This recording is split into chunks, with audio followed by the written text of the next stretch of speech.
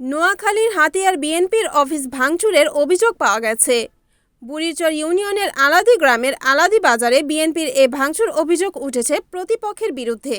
শুক্রবার রাত ৯টার দিকে এনসিপি নেতাকর্মীরা এ ঘটনা ঘটিয়েছে বলে দাবি করেছেন স্থানীয় বিএনপির অঙ্গ ও সহযোগী সংগঠনের নেতাকর্মীরা।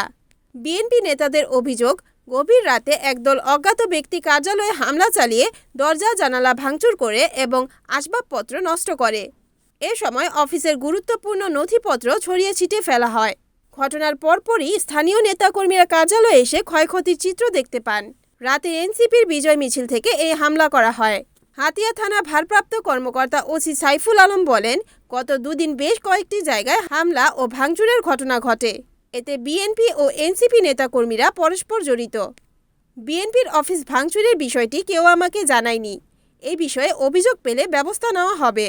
এইদিকে ঘটনার পর এলাকায় রাজনৈতিক অঙ্গনে উত্তেজনা বিরাজ করছে।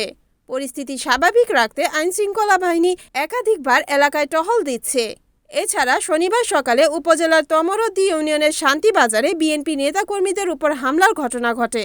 এতে বিএনপির সালাউদ্দিন, নবীর, আলাউদ্দিন, আব্দুল হাকিম ও মেহেদি হাসান নামে ৫ জন আহত হয়।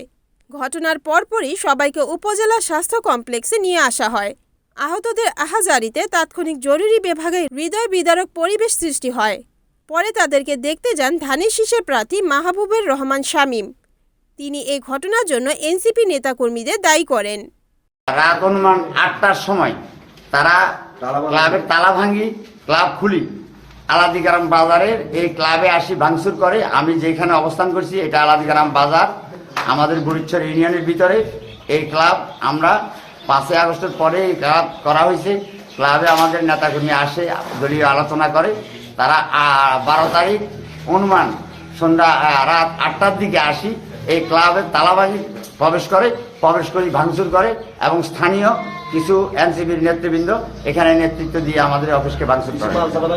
এরা এনসিপির লোক যারা ছিলেন, তারাও আমাদের বাড়ির আশেপাশের মানুষও আছে, আবার বিভিন্ন এলাকা থেকেও মানুষ আনছে। অত্রিভাবে এখানে ক্লাবে অনেক মান্যগণ্য লোক ছিল, তাদেরকে মারধর করি। এখানে যে সবকিছু কোবাই আপনারা নিজেরা দেখছেন। আমরা কেউ এইখানে ফাঁসুপতি লাস্টে আমরা বাসার থেকে অনেক মানুষ একজন হই, অনেক মানুষ আহত হয়েছে এবং মনে করুন। Report Hanifuddin Sakib, NNTV, Noakhali.